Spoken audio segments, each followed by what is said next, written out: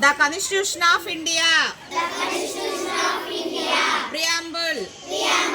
We, the people of India, having solemnly resolved to constitute India into a sovereign, socialist, secular, democratic republic, and to secure to all its citizens justice, social, economic, and political liberty of thought, expression, belief, faith, and worship, equality of status and of opportunity, and to promote